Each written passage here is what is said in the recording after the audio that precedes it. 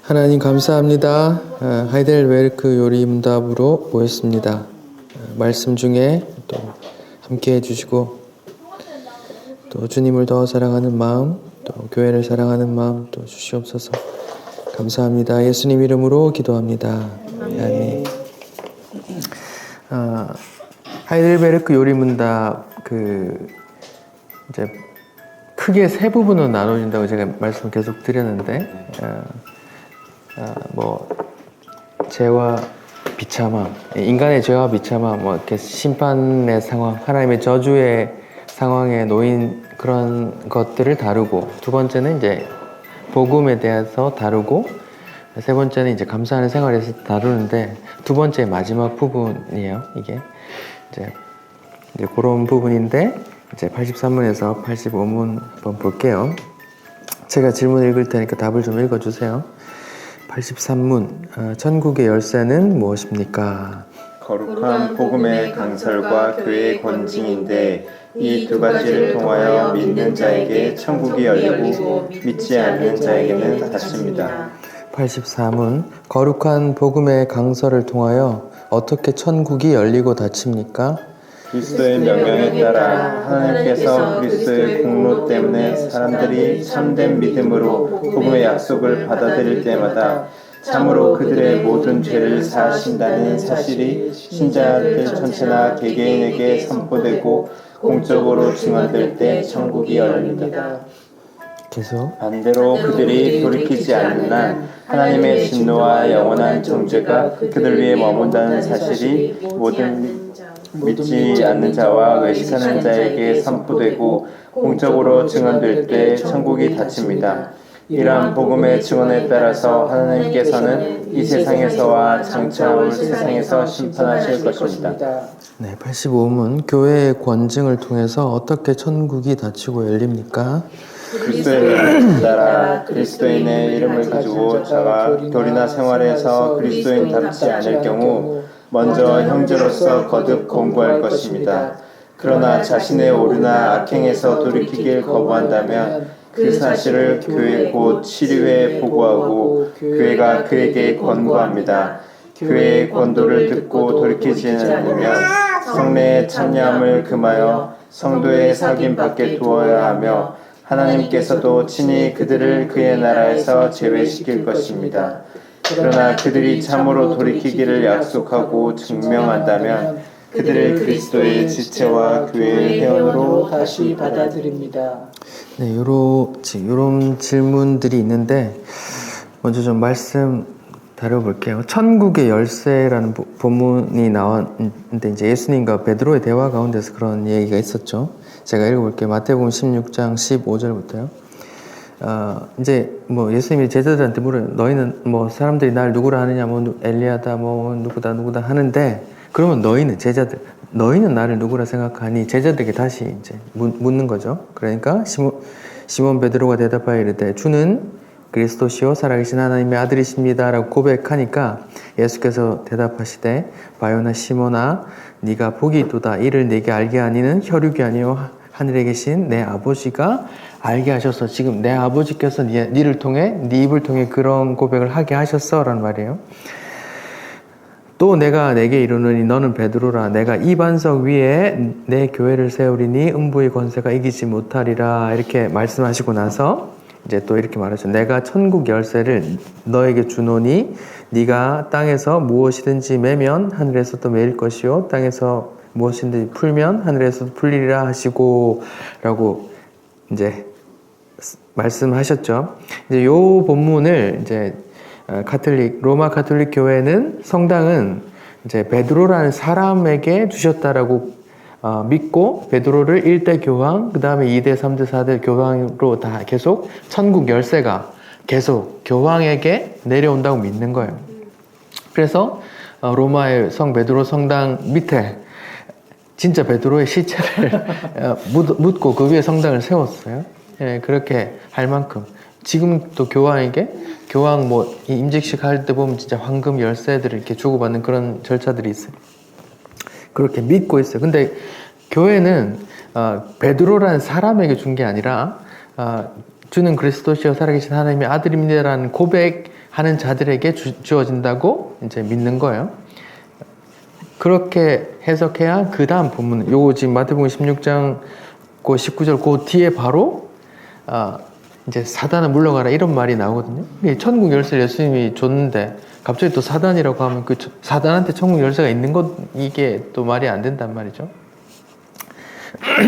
그런 상태입니다. 그러니까 계신 교회는 이제 요 본문을 천국 열쇠를 이제 주는 그리스도시 주를 그리스도시고 하나님의 아들이라고 믿는 그 믿는 자들, 그 고백하는 자들에게 주신 것이다라고 이제 해석을 해요. 여기 보면 19절에 내가 천국 열쇠를 주노니 네가 땅에서 매면 하늘에서도 매일 것이요 네가 땅에서 풀면 하늘에서도 풀리리라 하는 말의 의미를 이제 요한복음으로 해석하면 이제 이런 거예요. 너희가 누구 죄든지 사하면 사해질 것이고 누구 죄든지 그대로 두면 그대로 있으리라. 이게 다 복음에 대한 내용이에요. 복음 선포하면 이렇게 받아들이면 사해지고 뭐 그런 내용이에요. 그 사람에게 베드로에게 어떤 권위가 있어서 그 사람에게 뭔가가 있는 게 아니라 그 복음을 전하고 그 믿으면 사해지는 거고 믿지 않으면 뭐 그대로 있는 이런 말이에요. 요한복음 3장에 따르면 아들을 믿는 자에게는 영생이 있고 이런 말이에요. 다 연결되는 말이죠. 근데 이제 어떤 베드로에게 근데 로마 가톨릭 교회 성당에서는 그런 교황의 권한을 이제 인간의 권한을 너무 신격화했어요. 그래서 교황의 권한은 성경보다 더 위에 있어요. 이런 말씀 구절 때문에. 그래서 성경에 없는 말도 교황이 하면 몇 년 이후로 어느 교황이 이런 말 했으니까 그 성경보다 더 앞서는 법이 돼버려요. 그렇게 지금도 하고 있어요. 그런 인간이 그런 게 아닙니다. 그냥 다 복음에 관계된 거예요.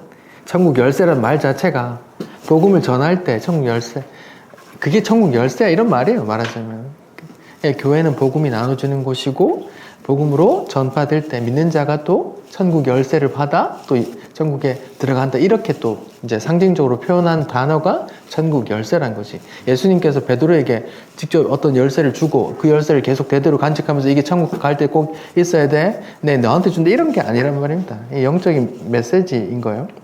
뭘 위해? 주는 그리스도시요 살아계신 하나님의 아들입니다. 예수를 주로 그리스도로 고백하는 그 자들에게 열릴 거야. 이런 말이에요.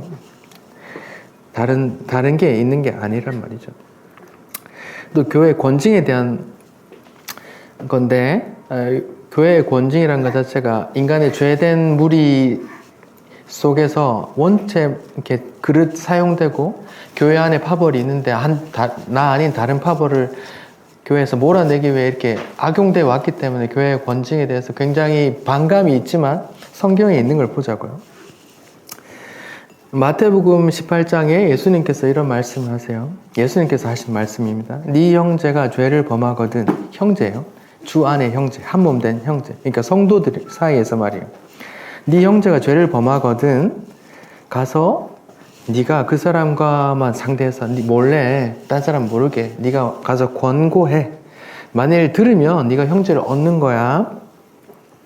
그 죄 가운데 그 형제를 돌이키게 만드는 거니까. 만일 듣지 않거든 한두 사람을 데리고 가서 두세 증인으로 날마다 이제 한 번 가는 게 아니고 날마다 확증하게 해.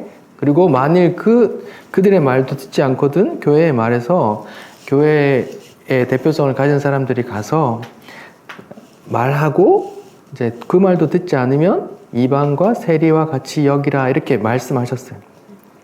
근데 이 본문에 대해서 이제 이걸 어떻게 해석해야 되냐 이런 걸 되게 중요하게 생각해야 돼요. 그러니까 교회 말도 들지 않으면 이제 완전 끝이야. 지옥 갈 놈들로 봐. 이런 의미가 아니에요. 이 말을 예수님께서 하셨는데 예수님께서 이방인과 세리를 어떻게 여기셨어요? 친구죠. 긍휼의 대상으로 계속 그들에게 다가가시고 그렇게 하셨잖아요.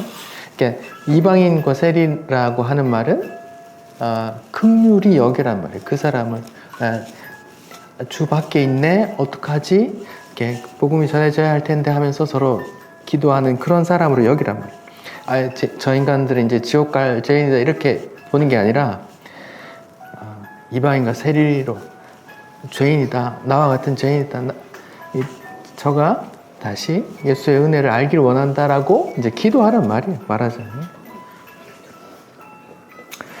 예, 여기 이제 복음서에서 이방인과 세리는 예수님께서 이제 이방인과 세리를 죄인으로 이제 드러나죠. 그래서 그들이 이제 예수님이 그들에게 특별히 다가가셔서 이렇게 은혜를 주시죠.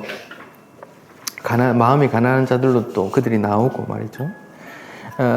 하나님의 긍휼과 은혜, 자비가 필요한 사람으로 여기란 말이지 지옥 갈 자로 판명난 게 아니란 말이에요. 여기 보면 이제 여기 이방인과 세리로 여기라는 이 말씀 속에 구약의 어떤 구약에 표현된 율례들이 있거든요. 구약에 표현된 율례가 이제 어떻게 담기냐면 다윗의 성전에 여러 뜰을 두라고 그랬어요. 그러니까 이제 등급을 매기는 거 말하자면 형식상으로 보이는 등급을 매겨놔요. 성소가 있는 그 제사장 막 소를 잡고 목을 치고 하는 번제를 드리고 하는 거기가 이스라엘의 뜰이에요. 그러니까 하나님의 백성된 자들이 거하는 뜰, 그 밖에 그 울타리 밖에는 여인의 뜰이라고 둬요. 그러니까 성경에 따르면 여자는 어떤 그런 이제 죄인의 존재고 은혜 받아야 될 존재로 표현하는 거잖아요. 주의 은혜를 주의 씨를 받아야 할 신부잖아요. 그래서 그 여인의 뜰이 그 밖에 있고 그 밖에 또 이방인의 뜰이라고 있어요. 지금도 이스라엘 그 보존된 데 성전에 가면 있어요. 그렇게 돼 있어요. 헤롯 성전도 그렇게 나와 있어요. 안에 이스라엘의 뜰, 그다음에 여인의 뜰, 이방인의 뜰 이렇게 있어요. 근데 그게 보이는 형태로 만들어 놨는데 그게 말이에요. 내 위치를 어디인지 알고 그런 거 영적인 상태, 그 보이지 않는 상태에 대해서 그냥 보이는 표식으로 말하자면 그게 절대적인 건 아니지만 보이지 않는 그 진리 속에서 내가 어느 위치인지 그 확인하는 그런 절차거든요. 그런 이제 성전 안에 율례 속에 담아놨는데 이제 그 밖에서 영원히 끝난 게 아니라 그 안으로 점차 들어오는 그런 단계의 은혜를 누리도록 하는 거거든요. 이제 그런 이제 거기 보면은 성전에도 이스라엘의 뜰, 여인의 뜰, 이방인의 뜰로 구분되어 있다. 요세푸스 유대 교대사에 의하면 그 다음에는 이방인이 이 안으로 들어오면 죽음을 면치 못할 것이다라는 경고문이 붙어 있고 실제로 로마가 압제 다스리던 그 당시에도 로마 군인이 들어와도 제사장이 죽여도 로마 총독이 묵인할 만큼 그렇게 엄격히 지켜졌대요. 그 기록들에 의하면. 그런 이제 1871년에 그런 문구가 발견돼서 현재도 이스라엘 박물관에 전시되어 있다고 해요.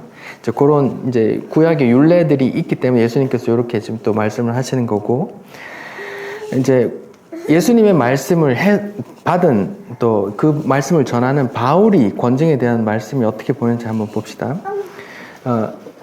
이제 여러 말씀들이 있는데 제가 이제 몇 개 찾으면 바울이 권징에 대한 했던 말씀 첫 번째 분쟁이에요. 분쟁에 대해서 교회 안에 분쟁이 있을 때 바울이 어떤 권징을 했는지 보세요. 형제들아 내가 우리 주 예수 고린도전서 1장 10절이요. 형제들아 내가 우리 주 예수 그리스도의 이름으로 너희를 권하노니 권면인가요? 권징 권면이에요. 모두가 같은 말을 하고 너희 가운데 분쟁이 없는 같은 마음과 같은 뜻으로 온전히 합하라. 내 형제들아 글로에의 집 편으로 너희에 대한 말을 들으니까 너희 가운데 뭐가 있대요? 분쟁이 있다. 내가 이것을 말하려면 너희가 각각 이르되 나는 바울에게, 나는 아볼로에게, 나는 게바에게, 나는 그리스도에게 속한 자라 한다 하는 것이니 이렇게 권면하는 거예요. 그리스도께서 어찌 나뉘었느냐? 바울이 너희를 위하여 십자가에 못 박혔으며 바울의 이름으로 너희가 세례를 받았어? 라고 이제 말하자면 권징하는 거예요. 권면하는 거예요. 이런 권면의 말씀들이 있는 거예요. 그리고 고린도전서 3장에는 자기 공적 자랑들을 막 하고 있는 거에 대해서 이제 이렇게 또 권면해요. 고린도전서 3장 7절.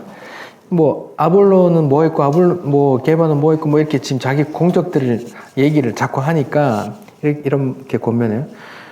그런즉 심는 이나 물 주는 이는 뭐예요? 아무것도 아니야. 고린도전서 3장 7절. 오직 뭐예요? 자라게 하시는 이는 하나님뿐이니라 이렇게 나오죠. 그러니까 물 주는 놈이나 씨 심는 놈이나 아무것도 아니야. 그냥 자라게 하는 사람이 하나님 뿐이야. 그런즉 누구든지 뭐예요? 사람을 자랑하지 마. 만물이 다 너희 것이고 너희는 그리스도의 것이고 그리스도는 하나님의 것이야. 다 하나님 것이니까 자랑하지 마. 이런 말이에요. 그리고 음행에 대해서도 이제 5장 고린도전서 5장에서 음행에 대해서 이제 얘기하죠.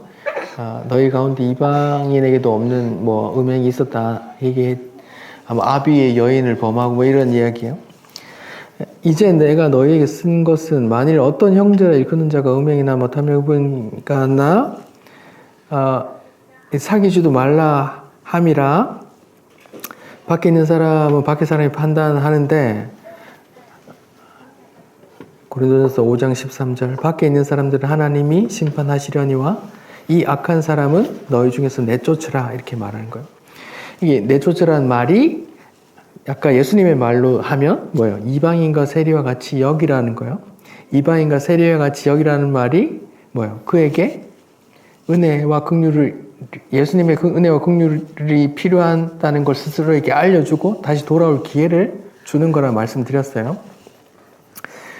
야고보의 권징에 대한 말씀이 있어요. 야고보가 이제 권징에 대해서 차별에 대해서 권징 이렇게 말했거든요. 야고보서 2장 1절 교회 안에 있는 말들이에요. 다. 내 형제들아 영광의 주 곧 우리 주 예수 그리스도에 대한 믿음을 너희가 가졌으니 사람을 차별하게 대하지 마 이렇게 권징하는 거예요. 그 사람들이 어떤 차별을 했느냐? 너희 회당에 금가락지를 끼고 아름다운 옷을 입은 사람이 들어오고 또 남루한 옷을 입은 가난한 사람이 들어올 때에 너희가 아름다운 옷을 입은 자는 눈여겨보고 말하되 여기 좋은 자리에 앉으십시오 하고 또 가난한 자에게 말하되 너는 거기 서 있든지 저기 나가든지 알아서 해라 이렇게 한단 말이에요. 너희끼리 서로 차별하며 악한 생각으로 판단한 자가 되는 것이 아니냐 하면서 이제 예수가 그랬냐 하면서 막 이렇게 권면을 한단 말이에요. 교회 안에 이제 이렇게 성경에서 나오는 권면과 권징이 있어요. 꼭 있었어요. 근데 권징은 너 나가 하고 배척하는 게 아니고 자기가 이제 그 영적으로 멀리 떨어져 있는 그 상황을 실제적으로 내가 이런 상황이 있구나 하고 이 보이는 것 속에서 알게 내 위치가 여기 있구나 하고 주께 엎드리는 주의 긍휼을 구하는 그런 권면인 거예요. 자 봅시다.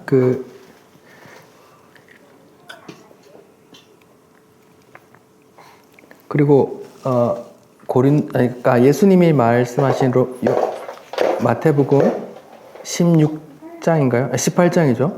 형제가 범죄하거든 먼저 그 사람이 가서 조용히 얘기하고 두 사람 증인 얘기하고 그 다음 교회 얘기하고 그 다음에 18장 21절 그 이하에는 뭐 어떤 말씀이 나와요? 용서에 대한 말씀이 나와요.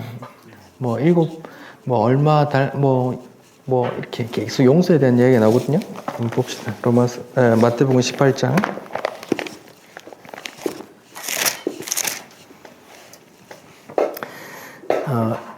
마태복음 18장에 이제 예수님께서 이런 말씀을 하신 다음에 21절부터는 또 용서에 관한 말씀을 하세요.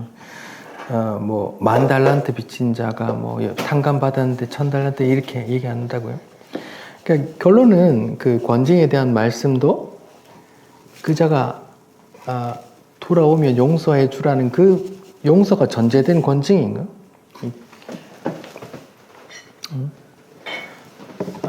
다시 말하면 교회 성경이 말하는 권면은 그가 지금 주의 말씀으로부터 멀리 떨어져 있음을 알려주는 거예요. 예를 들어서 고린도 교회예요. 고린도 교회 안에 형제라고 불리는 자가 아비의 새 엄마하고 동침한다는 이야기가 전해졌어요. 근데 아무도 문제 제기를 안 해. 그럼 이 안에서 어떤 생각이 들까요? 저 사람도 했으니 나도 그러면 뭐 되겠네 이렇게 퍼져간다고요. 이것은 주의 몸으로서 이런 문제가 주의 몸 안에 이런 문제가 생기면 더 이상 윤리 문제가 아니에요. 윤리 도덕의 문제가 아니에요. 주의 말씀 속에 주의 말씀이 오염되고 주의 몸이 우리 다 죄인이기 때문에 쟤도 그랬는데 뭐 나도 그럼 이렇게 자꾸 부패하고 그게 자꾸 누룩이 돼서 퍼지거든요. 그렇게 되는 거예요. 다만 예수님께서도 말씀하셨듯이 이것은 이제 회복에 대한 돌아옴에 대한 용서를 전제한 권면이라는 거죠. 그가 지금 멀리 떨어져 있음을 알려주고 그가 다시 돌아오게끔. 말하자면 이거예요. 교회의 권징은 말씀이 하는 일을 대신 이렇게 유기하는 거예요. 너 죄인이야 라고 알려줘. 그래서 무너지면 다시 돌아오는 거고 또 이렇게 무너질 기회를 주는 거예요. 이게 죄야. 이런 말이에요. 마태복음 16장을 봅시다.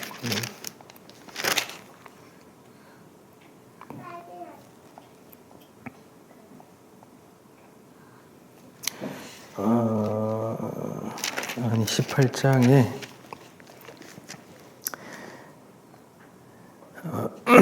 지금 마태복음 18장 15절 이하에 예수님께서 권면에 대한 말씀이 나오는데 이제 누가 죄를 지으면 혼자 가서 말하고 두 사람 증인 돼서 얘기하고 이제 교회 말을 전하라 하는 거죠. 근데 이게 죄인의 습성상 누군가 내게 죄를 지적하면 이게 인간의 법칙으로는 어떻게 돼요?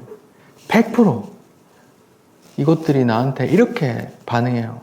이것들이 나한테 지금 이것들이 이러면서 싸우게 만드는 마음이 든다니까요. 이 결코 이렇게 성령께서 이렇게 주관하지 않으면 절대로 이렇게 수긍할 수 없어요. 이거대로 한다고 해서 뭐 이렇게 되는 게 아니에요. 성령께서 함께 하셔야 돼요. 이게 여기 이렇게 나오죠. 20절에 이렇게 19절에 진실로 다시 너희에게 이르노니 너희 중 두 사람이 땅에서 합심하여 무엇이든지 구하면 하늘에서 내 아버지께서 그들을 위해 구하게 될 거고 두세 사람이 내 이름으로 모인 곳에서는 나도 그들 중에 있느니라. 이렇게 하잖아요. 지금 이 말씀들이 전혀 위의 말씀과 상관없는 말씀이 아니에요. 이게 무슨 말이냐 하면 교회라는 조직 자체가 죄인들이 모이는 조직이기 때문에 두세 사람이 모이는 곳에 서로 죄를 나누는 거예요. 그래서 죄를 확인하고 그래서 그 죄로 두고 아파하고 기도하는 두세 사람이 모이는 곳에는 하나님 내가 거기 있을 거야 하고 주의 은혜가 부어질 거야 이런 말이에요. 그냥 두세 사람이 모인 곳에 기도하면 그 사람이 뭐든지 구하면 들어준다 이게 아니라 지금 이 문맥상으로는 죄를 서로 나누고 서로 확인하고 죄를 지적하고 그 두세 사람이 말인 거예요. 교회라는 공동체 자체가 서로 죄를 나누는 공동체, 죄를 확인하고 서로 죄를 서로 거울로 삼까 보고 그래서 주의 몸된 교회가 서로 두세 사람이 모여서 죄를 안고 같이 기도하는 거예요. 그러면 뭐예요? 주께서 함께 하신다는 거예요. 그러니까 이 문맥을 전혀 빼버리고 그냥 이 본문만 보면 뭐예요? 두세 사람이 기도하면 뭐든지 이루어진다 이렇게 되는 거예요. 그게 아니에요. 이 본문은 지금 죄에 대한 말이에요. 주의 몸된 형제 속에 그 죄에 대해서 서로 두세 사람이 함께 나누고 서로 죄에 대해서 알고 네가 이방인이고 네가 세리고 나도 이방인이고 내가 세리고 내 죄고 이러면서 알고 하면서 가난한 마음으로 같이 기도하면 두세 사람 그렇게 그 두세 사람이 기도하면 뭐야 주께서 용서해 주신다고 그 뒤에 또 용서에 대한 이야기가 나온다고요. 그러니까 교회의 권면은 용서 돌아오기 위한 그 용서요. 또 교회라는 정체 자체가 죄인들의 모임이고 자기가 죄인데 지옥 갈 자임을 아는 자들의 모임이고 그래서 교회는 또 두세 사람이 이게 서로 죄를 얘기하는 거울로 보아 네가 내고 내가 니고 뭐 다른 게 있겠나 하고 그렇게 죄를 안고 같이 기도하는 자들이 교회이기 때문에 내가 너희와 함께 할 거야. 그러면 어떻게 돼? 이제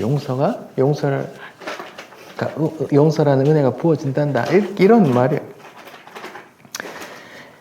근데 이게 주의 몸된 교회, 또 복음이 전해지는 교회, 또 성령께서 함께하는 교회의 그런 교회일 때만 가능해요. 그게 아니면 뭐예요? 교회는 세상 가치관을 추구하고 막 세상 가치로 뭐 메시지든 설교든 뭐 교회 행사든 뭐든 막 성금 많이 내는 사람 막 지켜 세우고 막 그 교회 안이 다 교회가 아닌데 이것만 가지고 이것만 말씀대로 하면 그게 그 안에 그게 될까요? 안 돼요. 제가 서울에서 경험했던 교회들은 교회 주일날 일요일날 막 이쪽에서도 용녀 검은 양복 입은 사람들, 이쪽에서도 검은 양복 입은 사람들 사서 막 분쟁하고 너희는 못 들어온다, 너희는 못 들어온다 이러고 예배를 보더라고요. 이런 권징 때문에 그래요. 교회 자체가 이미 교회가 아닌데 누구 한 세력, 저 반대편 세력을 쳐내기 위해서 또 이 말씀을 떼는 거예요. 그럼 뭐 분쟁이 될 수밖에 없죠. 교회의 권징에 대해서 이 말씀 마태복음 18장의 말씀들이 잘 묵상되어야 되고 또 그 교회 자체가 뭐예요? 복음이 나누어지는 교회, 또 성령의 다스림을 받는 교회, 또 자기 죄인들이 모여서 모인 교회라는 그런 정체성들을 다 알고 있는 교회일 때만 이게 가능해요. 예를 들어서 고린도전서 편지를 쓰는데 누가 이 편지 바울이 받은 편지 보면 누가 기분이 좋겠어요. 우리가 지금 파들이 지는 뭔데? 음행하는 자, 예를 들어서 아버지의 부인을 범한 자가 이 편지를 받으면 만약 그 사람이 교회에 막 굉장한 헌금을 내고 있고 막 그렇게 막 존경받는 위치에 있는 사람이라면 그 사람을 막 갑자기 싸워서 이렇게 하지 않겠어요? 근데 그렇게 그런 이야기가 없거든요. 이 권면이 잘 받아들여져서 그자도 쫓겨나서 이렇게 회복할 기회를 받았다 이런 말이거든요. 권면의 끝은 회복을 전제하는, 용서를 전제하는 거란 말이죠. 주의 몸, 또 주의 다스림, 그런 거예요. 그런 게 아니라면 아예 안 하는 게 좋아요. 성령께서 하시기를 바라는 게 좋죠. 지금 모여있는 우리 조직은 아무 조직이 없어요. 뭐, 교회라고 모인 곳인데, 뭐, 두세 가정, 세네 가정 모였는데, 뭐, 이렇게 하기도 어렵죠. 어떤 조직도 없고, 두세 사람이 말하는 거나, 교회에서 말하는 거나, 뭐, 우리 조직 자체가 이렇게 지금 이 룰대로 할 수도 없는 뿐더러, 이게 인간적으로 이용되면 오해를 사고 싸움을 할 수가 없어요. 그러니까, 이렇게 두세 사람이 기도하는 곳이다. 두세 사람 서로 죄를 확인하는 곳이고 서로 죄인됨을 내가 이방인고 세리였고 당신도 그러하다 하면서 서로 자복하고 기도하는 그 교회 위에 내가 너희와 함께 할 것이다. 이런 말이에요. 그게 교회라는 것이. 그러니까 교회는 이제 말씀 앞에 각자 다 무너지는 곳이잖아요. 매주 설교 앞에서 내가 죄인됨을 드러내고 내가 이방인입니다. 내가 세리와 같은 자입니다라는 게 그런 고백들이 있는 게 그런 사람들 두세 사람이 모여서 기도하고 애통하고 기도하는 게 교회라는 거예요. 교회의 정체성 자체가 그런 거고 이스라엘 출애굽에서도 계속 그 사람들이 원망하면서 이렇게 죄인으로 드러나잖아요. 그런 조직이 또 교회이기 때문에 그런 것을 알고 주님 이 이야기가 저의 이야기입니다 하면서 모여서 기도하는 그 두세 사람이 모여서 기도하는 은혜를 구하는 그 기도 이루어질 것이고 그들 위해 내가 함께 하겠다는 거잖아요. 그런 말이에요. 이런 문맥 없이 이 말씀은 그냥 두세 사람 기도하면 다 이루어진다. 이렇게 엉터리로 하면 이제 이렇게 이용당하기만 하겠죠. 목사님이 뭔가 합시다 하면 두세 사람 같이 계속 두세 사람 이렇게 조를 짜줘 계속 돌아가면서 기도하세요. 하나님께서 이렇게 말씀하셨으니까 이렇게 하면 이제 그 기도가 뭐예요? 목사나 어떤 당회나 장로 어떤 힘 있는 장로의 바램이나 뜻이 이루어지기 위해서 계속 두세 사람 계속 기도하고 그게 이루어질 거다 이런 게 아니란 말입니다. 죄에 대한 이야기예요. 죄를 자복하는 자들, 죄를 확인하고 자복하는 자들이 두세 사람 모여서 애통하며 기도하는 그 조직이 교회이고 그들에게 은혜가 부어질 거다. 그런 이야기인 거죠. 근데 이제 죄인의 모임이기 때문에 교회가 아닌 상태에서 또 이건 이거대로 또 말씀을 대로 하려고 하니까 분쟁이 생기는 거예요. 굉장히 민감한 주제예요. 근데 성경에는 그런 권면이 있어요. 서신서들 계속 권면해요. 싸우지 마. 야, 음행.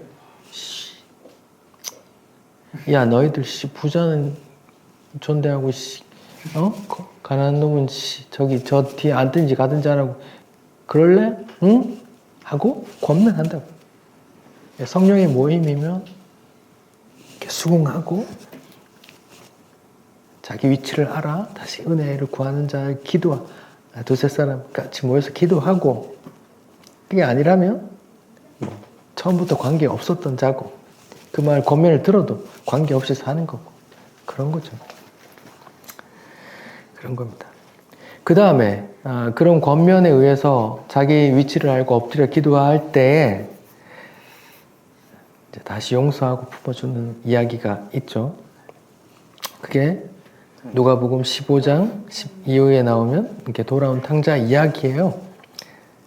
내 아들 나갔다가 아버지를 버렸다고 나갔다가 다시 무릎 꿇고 다시 돌아오면 이렇게 받아주는 게 그게 용서, 은혜 부어지는 거잖아요. 자기 죄를 알고 엎드려 있는 자에게 다시 부어지는 은혜가 있단 말이잖아요.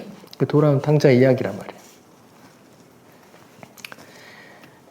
그런 거예요. 교회 몸은, 주의 몸은 그렇게 자기 죄를 확인하고 다시 엎드리고 그 은혜가 부어지고 그런 조직이지.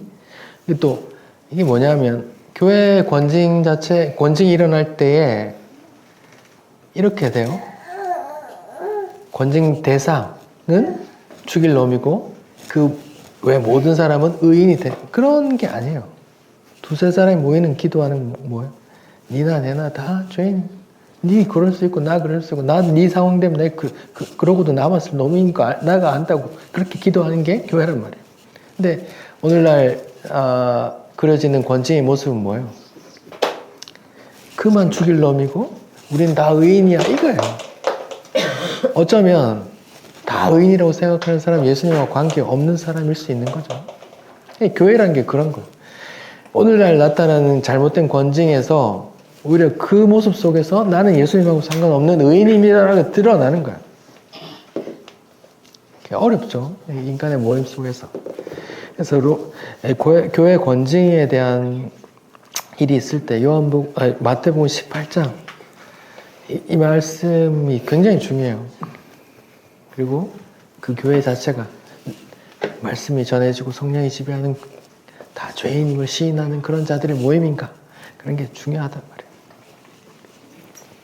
그게 아니면 이 말씀은 목사나 당회나 장로님이나 그런 자들의 뜻에 반하는 놈들 쳐내는 때 이용되는 구절밖에 안 돼요. 그래서 어렵다, 민감하다, 또 그런 구절입니다. 또 하이델베르크 요리문답의 이제 천국 열쇠와 권징에 대해서 말씀을 나눴습니다.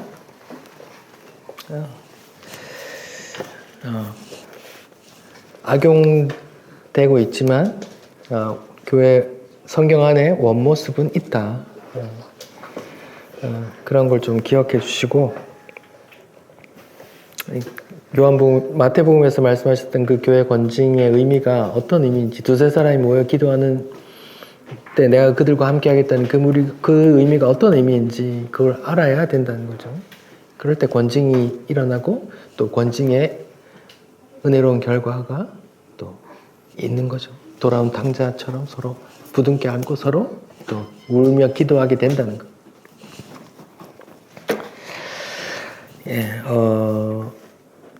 만약에 제가 주제 설교를 한다면 절대로 하지 않았을 본문입니다. 관징이라는 내용은. 저 자체도 되게 부담스러운 본문이고 듣는 사람들도 부담스러운 내용. 근데 지금 하이델베르크에서 이게 지금 이렇게 다뤄지고 있기 때문에 저도 부득불 이렇게 다루게 됐습니다. 하지만 권징 속이라는 것 자체가 교회 몸을 주의 몸된 교회를 또 이렇게 교회라는 정체성을 알게 하는 그런 일이다. 죄인의 모임인 거 드러나게 하고 또 서로 부둥켜 안고 은혜가 부어지게 하는 그 말이다. 그런 걸 좀 알아주셨으면 좋겠어요. 기도하겠습니다. 하나님 아버지, 천국의 열쇠, 복음 선포와 또 그를 지켜나가는 또 권징에 대해서 말씀 나눴습니다. 주님, 이 말씀들이 또 오해되지 않게 도와주시고 죄인들의 모임, 주의 은혜만 바라는 구하는 그런 모임 자체가 교회라는 것을 다시 한번 확인하게 도와주십시오. 감사합니다. 예수님 이름으로 기도드립니다. 아멘.